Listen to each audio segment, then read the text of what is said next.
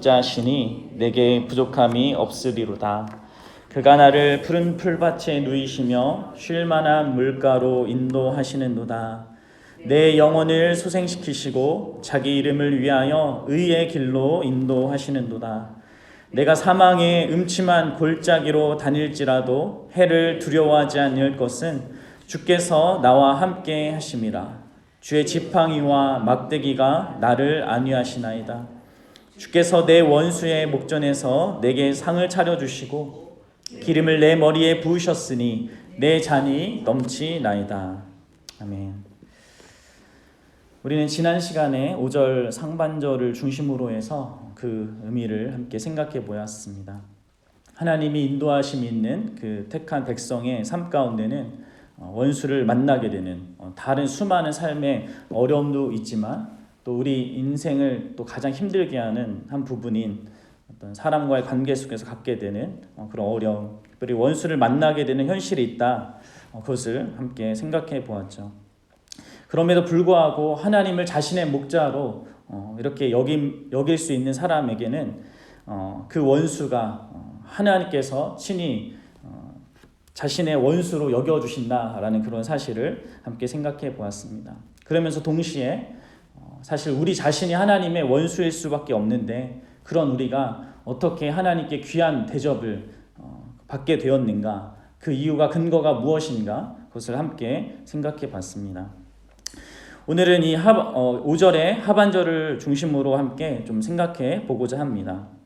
앞서서 지난번에도 말씀드렸다시피 5절부터 이 시의 그 어떤 배경적인 이미지가 달라집니다.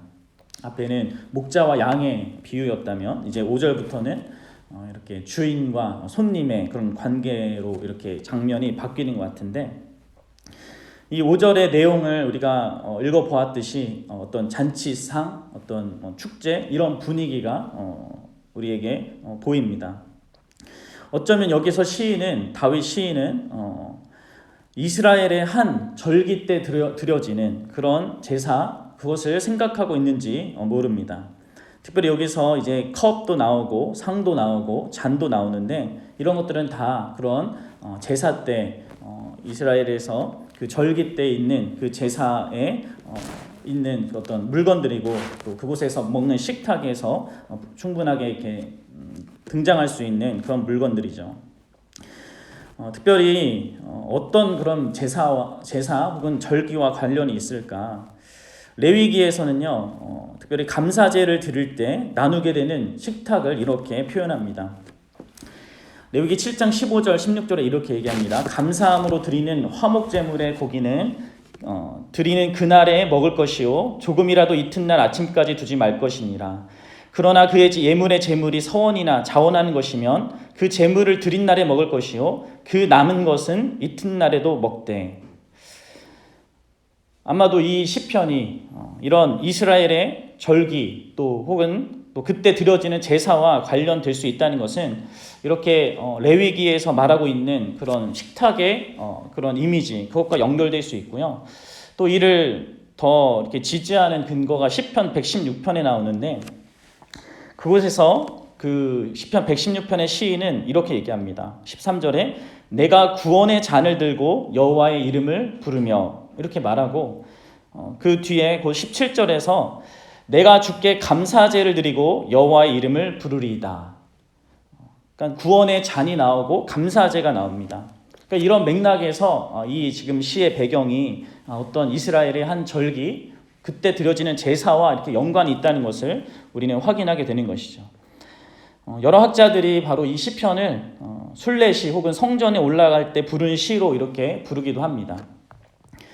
그러니까 지금 앞에 있는 내용들은 결국 성전에 그 절기, 이스라엘이, 제가 절기 설교를 이제 매주 수요일이나 이렇게 때가 되면 하고 있는데, 이스라엘이 3번 하나님께 올라가서 이렇게 절기를 지켜야 되지 않습니까? 그러니까 이 앞에 부분은 1절부터 4절 부분은 그 여정길, 자기가 살던 곳에서 성전으로 올라가는 그 여정길에 있는 그 상황들을 얘기하는 것이고, 이제 5절과 6절은 이제 그런 곳에 도착해서 하나님께로부터 받는 그런 절기를 지키면서 받게 되는 은혜를 우리에게 설명해 준다고 할 수 있습니다. 이 제가 말씀드린 감사제는 자원하여서 드리는 제사이기 때문에 사실 어떤 절기에든 일상에서든 감사하는 일이 있을 때 하나님께 드릴 수 있었습니다. 그런데 이스라엘의 7대 절기, 혹시 기억하실지 모르겠지만 제가 지금 설교하고 있는 그 7대 절기에서 의무적으로 화목제물, 그러니까 그 식탁을 나누고 함께 즐겁게 기쁨을 나눌 수 있는 그 화목제물이 의무적으로 드려져야 할 그런 절기가 있었습니다. 그것은 다름 아니라 오순절 절기입니다. 레위기 23장 19절 보면 이렇게 되어 있습니다. 이게 오순절 절기를 설명하는 건데, 또 순염소 하나를 속죄제를 드리며 1년 된 어린 순양 2마리를 화목제물로 드릴 것이요. 그러니까 풍성한 식탁을 나누는 그런 이미지가 바로 오순절 절기 때 있다는 것이죠. 그러니까 다윗이 여기서 배경으로 하고 있는 그 절기는 어쩌면 오순절 절기를 배경으로 하고 있다라고 이렇게 볼 수도 있습니다. 오순절 절기가 어떤 절기였습니까? 밀추수한 첫 단을 하나님께 드리면서 이제 그때부터 본격적으로 이제 추수기가 시작되거든요. 앞으로 있을 풍성한 추수에 대해서 하나님께서 분명하게 열매 맺으실 것을 그것에 대한 신뢰와 또 그것에 대한 감사로 드려지는 그런 절기였고 제사였습니다. 우리는 이 시의 배경을 그런 맥락에서 어느 정도 파악해 볼 수 있는 것이죠. 여기에서 이제 기름을 머리에 발랐다, 기름을 발랐다라는 것은 문자적으로 기름지게 했다라는 뜻이거든요. 이것은 시편 2장 2절에 나오는 기름 부음 받은 자, 즉 왕을 세울 때 기름 부으는 것과는 다른 의미의 동사가 사용되었습니다. 이 단어는 올리브 오일을 손님의 머리 위에 붓는 것을 말하는데, 이것은 주인이 갖고 있는 그 부와 관대함과 그 배려를 의미하고, 한편 그 지치고 상처 입은 혹은 힘겨운 그 여정을 걸어온 그 손님에게 회복과 기쁨과 만족을 줄 것이라는 그 약속을 담아서 이렇게 표현하게 된 것입니다. 시편 92편 10절에도 기름을 부어주는 것을 새 힘을 얻는 것을 의미하는 것으로 사용되었습니다. 그리고 잔이 넘친다라는 것도 풍성한 어떤 공급과 도움을 약속하는 건데, 포도주만 있다는 것이 아니라 모든 먹을 것이 넘치는 것을 상징적으로 이렇게 보여주는 것이죠. 그러니까 일부러 전체를 이렇게 묘사하는 비유적인 표현법, 제유법이라고 하는데 그것으로 지금 묘사하고 있는 것입니다. 정리하자면 기름은 사랑과 존경, 그것을 나타내는 것이고요. 또 잔은 그런 자에게 풍족하게 공급하겠다라는 그런 호의를 말하는 것입니다. 둘 다 현재적으로 누리는 축복뿐만 아니라 앞으로도 계속해서 그렇게 주인이 귀한 손님에게 그렇게 대접하겠다라는 주인의 미래적인 축복을 담아서 또한 이렇게 주어지는 식탁이라고 할 수 있습니다. 우리는 이를 5절 상반절과 이렇게 하반절을 상반절과 연관지어 당연히 생각해 봐야겠죠. 이런 풍성한 대접과 약속이 과연 어떤 조건에서 제공되고 있는가, 그것을 한번 생각해 봐야 합니다. 5절 상반절에 뭐라고 합니까? 주께서 내 원수의 목전에서, 이렇게 얘기합니다. 여기서 목전에서라고 이렇게 번역된 단어는 히브리어 그 원어를 문자적으로 번역하면 뭐뭐 앞에서 혹은 면전에서 뭐 대항에서 이렇게 사용될 수 있습니다. 그러니까 어떤 면에서 생각해 보면 바로 앞에 적이 있고 그 적이 있는 자리에서, 원수가 있는 자리에서 어쩌면 포승줄로 묶여있든 쇠사슬에 묶여있든 발에 차고가 차여있든 그곳 앞에서 식사를 하는 상황, 그것을 그려볼 수 있겠죠. 그런데 그렇게 진짜 원수가 보는 앞에서 정말 잘 차려진 상을 이렇게 먹는 것은 통쾌하고 짜릿한 그런, 어떤 사람에게는 그런 경험일 수도 있지만 또 어떤 사람에게는 좀 거북스럽고 좀 힘들 수도 있는, 그동안 나를 괴롭히고 힘들었던 그 사람 앞에서 밥을 이렇게 먹는다는 게 그렇게 또 쉽겠습니까? 그래서 그런 상황보다는 사실 이 단어가 시간적으로 뭐뭐 전에라고도 이해될 수 있거든요. 뭐뭐 앞에서, 그러니까 시간적으로 앞에서 있는 사건이라고 말할 수 있습니다. 그렇다면 이 5절을 우리가 어떻게 이해할 수 있겠습니까? 그것은 곧 원수를 만나야 하는, 원수를 대면해야 하는, 어쩌면 그와 싸워야 하는 그런 상황 전에 바로 그 주인이 이 손님을 대접하는 거. 그래서 내가 앞으로 그 원수를 대면할 때 모든 필요한 것들을 공급하고 또 채워주고 도와주겠다. 그것을 약속하는 상황이다. 이렇게 볼 수 있는 것이죠. 그리고 그것이 이 문맥상 더 적절해 보입니다. 이것은 다윗이 사울을 피해 도망다니던 중 하나님께서 제사장 아히멜렉을 통하여서 다윗에게 그 성전의 떡상을 이렇게 제공해 준 상황과도 잘 연결이 되는 것이죠. 또 이게 앞서 말씀드렸다시피 오순절 절기 때 드리는 제사라는 그 맥락과 맞다면 결국 시인은 하나님께서 공급하시는 그 풍성한 식탁, 그것 속에서 앞으로 더 풍성하게 열매 맺게 하실 것을 약속하는 증표로 받아들이고 기쁨과 기대를 가지고 앞으로 수확할 것을 예상하게 되었을 것입니다. 그리고 그 가운데 어떤 방해가 있다 하더라도, 어떤 원수가 그것들을 방해한다 하더라도 결국 풍성한 결실을 맺게 하시리라는 그런 확신을 갖게 하는 그런 절기 식탁으로도 볼 수 있는 것이죠. 이러한 시의 이 약속, 그리고 이러한 것들은 특별히 우리 주 예수 그리스도께서 그리스도 안에서 먼저 온전하게 성취가 되었죠. 하나님께서는 자신의 아들이신 예수 그리스도께서 사단과 죽음이라는 그 원수를 직면하기 전에 바로 나병환자였던 시몬의 집에서 식사를 준비시켜 주셨습니다. 그리고 한 여인을 통해서 값진 향유 옥합 기름을 깨뜨려서 그 머리에 기름을 받게 하셨죠. 기름을 이렇게 부음받게 하셨죠. 사람들은, 특별히 그들 중에 있었던 제자들은 그 여인의 행동을 낭비한 것이라고 책망하였지만 예수님께서는 그의 행동이 좋은 일을 했다라고 그렇게 칭찬하셨습니다. 그러면서 온 천하의 복음이 전파될 때 이 여자가 행한 일이 말하여질 것이다 라고까지 하신 것이죠. 그녀가 한 좋은 일이란 게 무엇이겠습니까? 그녀가 단순히 위대한 행동을 했다, 그런 이야기를 한 것일까요? 복음을 전파될 때 증거돼야 될 그 좋은 일은 단순히 그녀 자체와 그녀가 한 어떤 행위 자체, 거기에 있는 것이 아닙니다. 그것은 이 시와 연결되어 이해되어야 하는 것이죠.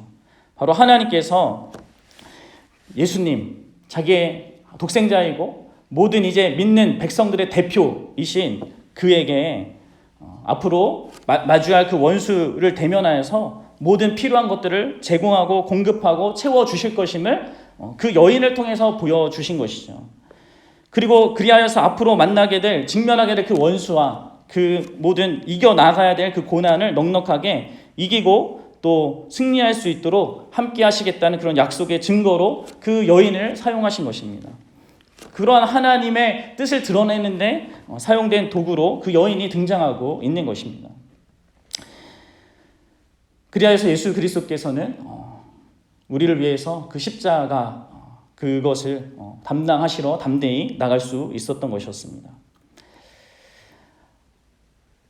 예수님께서는 그렇게 아버지의 그런 든든한 보호와 사랑과 또 앞으로 이루실 것들을 확신하며 나아갔을 뿐만 아니라 또한 그분 스스로도 그 제자들에게 그 상을 베풀어 주셨습니다. 십자가 지시기 전에 예수님께서는 성만찬을 제정하셨고 또 그분은 제자들에게 이렇게 말씀하셨죠. 내가 다시 올 때까지 너희가 이것을 기억하여 지키라. 내가 너희를 이렇게 사랑하며 또 내가 항상 너희를 이렇게 공급할 것이라는 것을 그 성만찬을 통하여서 제정하시고 약속하셨던 것입니다. 그래서 그들이 원수를 또 어떤 대적이든 대면할 수 있도록 하게 하셨던 것이죠. 물론 그들은 예수님이 십자가에 못 박혀 죽으실 때 다 도망갔습니다. 그러나 이후에 어떤 일이 있게 됩니까? 예수 그리스도께서 바로 오순절 절기 때 그들에게 성령을 보내주십니다. 그리하여서 그들을 충만한 은혜로 채워주시죠. 그로 인해서 어떠한 변화가 그들에게 있게 됩니까? 죽음이라는 그 원수 앞에 두려웠고 떨었고 그래서 도망했던 그 제자들이 변하게 됩니다. 사람들은 그들이 세술에 취한 것이 아니냐라고 비아냥거렸지만 베드로는 일어나서 이 일은 예수께서 약속하신 그 성령을 하나님께로부터 받아 부어주신 것이다. 그렇게 담대히 그런 수많은 사람들 앞에서 그리고 적이 있던 로마 군인들 그리고 유대 지도자들 앞에서 담대히 선포했던 것이죠. 그로 인하여서 어떤 일이 일어나게 됩니까? 3,000명의 영혼들이 은혜로 말미암아 바로 사단의 손아귀에서 벗어나는 그런 일들이 있게 된 것입니다. 그런 복된 일, 정말 우리가 봤을 때 인간적으로 이렇게 잘 되는 것 같다라는 그런 상황 속에서도 그렇게 하나님의 도우심과 하나님의 은혜가 있었지만 또한 그런 제자들이 걸어가는 그 길 가운데는 수많은 고통과 어려움들이 있었습니다. 수많은 사람들이 심한 고문과 채찍을 받았고 또 어려움과 위협에 처해 있었지만 그런 가운데서도 그들은 그것을 모두 다 넉넉하게 이길 수 있는 자들이 되었던 것이죠. 그것은 그들이 잘나고 그들이 우리보다 위대하고 뛰어났기 때문이 아니라 바로 하나님께서 예수 그리스도께서 그들에게 약속하셨고 또 필요한 그 은혜와 힘과 그 능력을 그때마다 공급하셨기 때문인 것이죠. 우리는 어떻습니까? 우리는 그렇게 하나님 앞에 그러한 대우와 그런 사랑과 그 공급하심을 그렇게 받고 체험받고 우리는 나아가고 있습니까? 어쩌면 우리의 믿음은 아직 부족하다 그렇게 여겨질 수 있습니다. 아직 우리는 담대하지 못하고 또 충만하게 채워진 것 같이 못하다 그런 생각을 가질 수도 있습니다. 베드로처럼 복음을 확실히 전하지 못할 수도 있고 심한 고난과 어려움이 있으면 낙심하고 넘어질 수도 있습니다. 그러나 우리는 우리 자신을 바라볼 것이 아닙니다. 다윗도 언제나 든든했던 건 아니죠. 하나님 언제까지 내가 이렇게 고난스러워야 합니까? 라면서 한탄했던 시가 사실 더 많죠. 또 뭐 바울은 뭐 어떻겠습니까? 바울도 항상 담대했습니까? 그렇지 않습니다. 바울도 내가 약하고 떨었다라고 고백했던 적도 많았죠. 또 죄 가운데 고민하던 그런 시절도 많았습니다.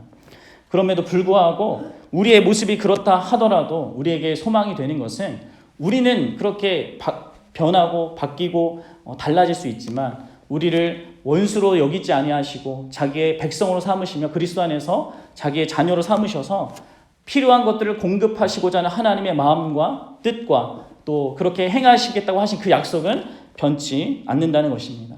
그래서 우리가 소망을 그분께 두어야 될 것이고 우리는 우리의 삶을 그렇게 넉넉하게 살기 위해서 우리가 계속적으로 해야 될 것은 다른 것이 아니라 하나님께 나아가는 것이죠. 마지막으로 제가 이사야서 55장 1절과 2절을 읽어드리도록 하겠습니다. 오라 너희 모든 목마른 자들아 물로 나아오라 돈 없는 자도 오라 너희는 와서 사 먹되 돈 없이 값없이 와서 포도주와 젖을 사라 너희가 어찌하여 양식이 하는 것을 위하여 은을 달아주며 배부르게 하지 못할 것을 위하여 수고하느냐 내게 듣고 들을지어다 그리하면 너희가 좋은 것을 먹을 것이며 너희 자신들이 기름진 것으로 즐거움을 얻을 것이니라. 하나님께 나아갈 수 있기 바랍니다. 값없이 돈 없이 나아오라 하십니다. 그리고 내게 듣고 들어라 이렇게 말씀하시죠. 날마다 그분의 말씀 앞에 나아가서 그분이 주시는 그 생명의 그 양식을 공급받으시고 그 힘으로 살아가실 수 있는 저와 여러분들 되시기를 예수님의 이름으로 축복합니다.